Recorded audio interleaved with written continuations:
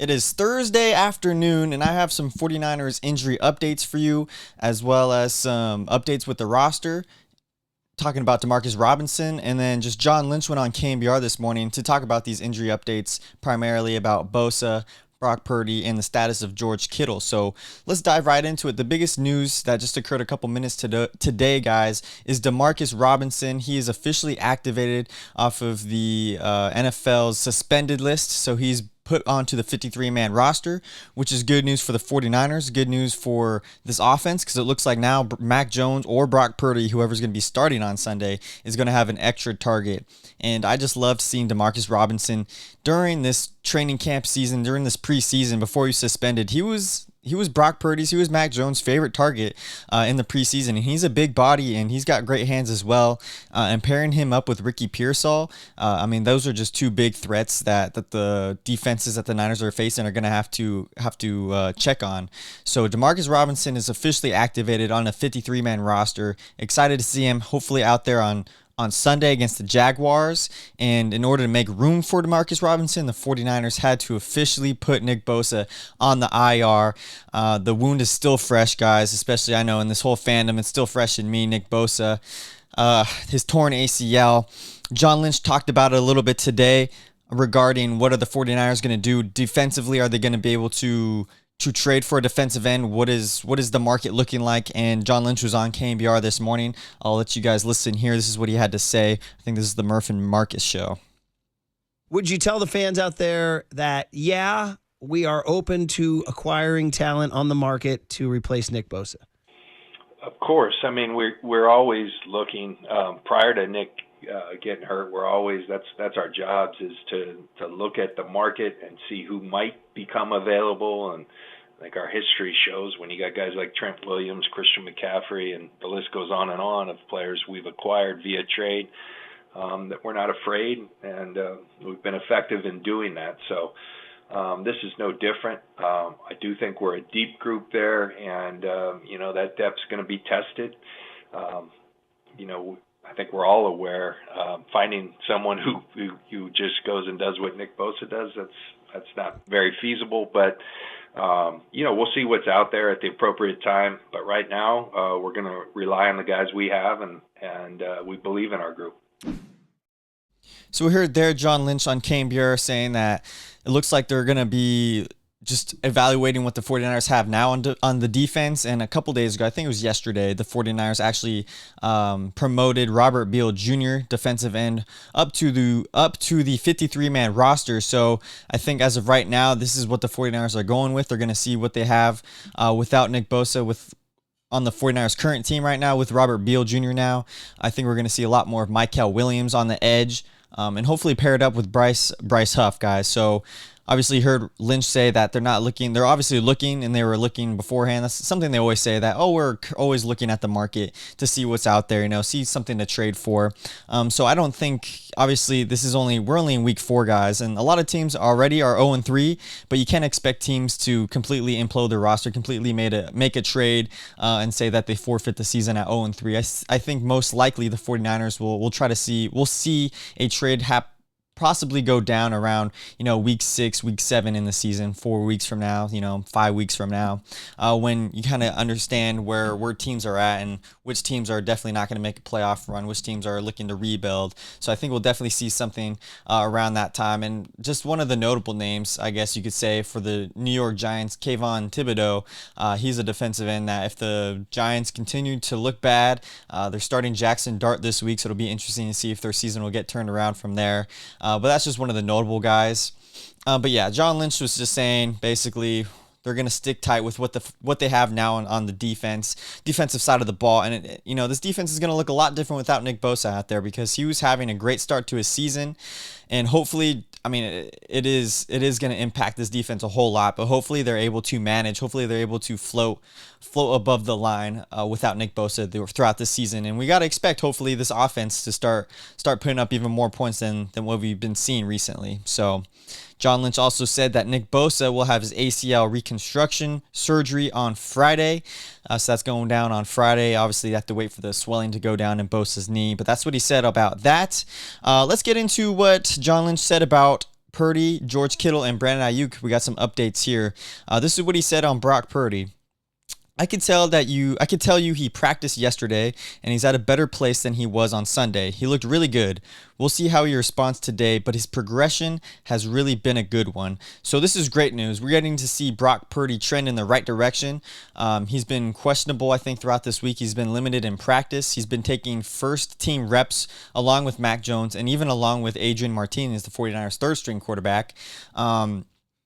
If we see Brock Purdy ready to go on Sunday, absolutely, that's terrific. It is a turf toe injury, though, and this is just one of the things I'm kind of worried about. I'm not too familiar with how turf toes react. Like, when you come back, like, are you at a higher risk of re-injuring it once you get back on the field? But they're saying this is a 2 to 5 week injury for Brock Purdy, if you guys remember. And this is only going to be Brock Purdy's second week coming back from it. And I talked about this on the last podcast with 49er Media. I'm just kind of concerned if Brock Purdy is to come back on Sunday, if he's healthy enough, because I don't think he'd be like 100% healthy. Obviously, no players are 100% healthy throughout the season. But when you've got Mac Jones and he's led the 49ers to a 3-0 start, winning the last 2 games with the Niners, I just don't want to take the risk. I mean, this is just me. I think if he is able to go, they will start him. But I'm just concerned if the 49ers have Brock Purdy start on Sunday. If he's able to go on Sunday, the 49ers have a short week. They play the Los Angeles Rams this Thursday night. Not this Thursday night, but the week following this Sunday. So Sunday, and that's 5 days worth of rest. Thursday night football games are always tough on NFL players' bodies. And we're talking about the 49ers here. So, I mean, we're getting injured every single game. I just don't want to see Brock Purdy injure that toe again on a short weeks of rest. I'd rather have Mac Jones out there, play against Jacksonville, have Brock Purdy as the quarterback too. And if Mac Jones isn't looking good out there, and obviously Brock Purdy's healthy enough to play, then put him out there. But if you can win your 4th game with Mac Jones, I would do that, and then have Brock Purdy come in if you're sitting 4-0 against the Rams Thursday night football, where he has the extra couple days of rest without playing a football game on Sunday. But that's just my thoughts on Brock Purdy. This is what John Lynch said about George Kittle. This is some good news here as well. George is doing really well. He's putting in a lot of really good work. The presence he has is really unique and special. It's killing him not being out there. So obviously we didn't get a lot actually from that quote, but he was put on the IR for that hamstring injury. I think best case scenario, it didn't look, I don't know how bad the hamstring injury was, but coming from myself, I've had 6 hamstring injuries as a college athlete, as a pitcher. So how does that even work? I barely even run, but I've had those injuries before. And the past couple, like George Kittle wasn't like writhing in pain on the ground. It looked like he pulled it. Possibly, I think it would be like a 2-week kind of injury, like to recover from that. And then I think getting in football shape, football ready to go in the next 4 weeks. While he's on that IR stint, I think he'd be ready to go for week 6. This is all speculation. I'm not really positive how severe George Kittle's hamstring injury is, but just from personal experience, a couple times I was back on the field in a span of 2 weeks. Obviously, as a football player, it's going to be a lot harder to get out there. In George Kittle's position, he's running a lot, so they want to make sure that hamstring is fully healthy, fully ready to go, because hamstrings could be tricky. They could linger back on you, and hopefully that's not the case for Kittle. But hopefully we see him by week 6, and hopefully the Niners are 5-0, 4-1 by then, So that's George Kittle's update right there. Brandon Aiyuk. Now this is the big one, because we haven't heard a lot about Brandon Aiyuk. We've seen him sprinting on the field recently. We've seen him looking fast, making some breaks, making some cuts out there. They're saying originally there has been speculation or rumors at the beginning of the year that Brandon Aiyuk would be ready to go by week 6. And even when I heard that, I wasn't like, I don't think he's going to be ready by then, because especially I think later on in the season, I think week 8 or 9 or something like that, when the Niners go to New York, they're playing on that turf at MetLife Stadium, and we all know the cursed MetLife Stadium field. I don't even want Brandon Aiyuk out there for that one, especially with his ACL recovery, and I just don't think he'd be back by week 6. But this is what John Lynch said about him. He said there was no setbacks. There's different levels with the ACL. Brandon Aiyuk has a significant injury. He's a really gifted athlete and a really hard worker. There's no absolutes on these things. He's got to continue to hit markers. We'll be a better team when Brandon is out there, so we look forward to that day, but it's not close. when we have some more info on that, we'll be forthright with it. So we heard it right there. John Lynch said it is not close for a return for Brandon Aiyuk. So all these people saying Brandon Aiyuk back week 6, I always thought it was kind of baloney because he had a severe injury. It wasn't just his ACL tear. It wasn't like Bosa, where Bosa cleanly tore his ACL, which was best case scenario. You know, he didn't injure his MCL or PCL, whatever.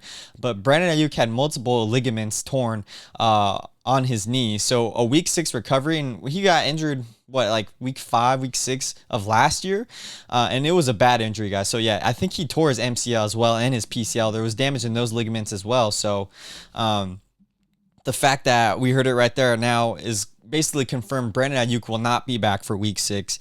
Hopefully he's even back. Hopefully he's back this year. You know, for all we know, Brandon Aiyuk could be out this entire season because this was a severe injury, and obviously we see him sprinting out there, but it's a whole different playing field when you step back on that NFL field and playing a real game. So hopefully we get to see him later on in the season. Hopefully, if the Niners are able to make a push for the playoffs, we can see him return for the playoffs.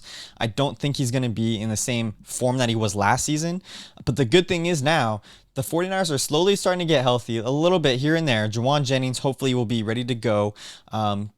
We don't know his status completely for Sunday, but hopefully we'll have Juwan Jennings out there pretty soon, guys. We'll have Ricky Pearsall, who's been lights out for the 49ers. He's been fantastic. Sticky Ricky. He's got those sticky hands, guys, and he's beating guys in coverage. He's ranked 3rd right now in receiving yards, right behind, I think, Puka Nacua and Jackson Smith-Njigba. So Ricky P is the real deal.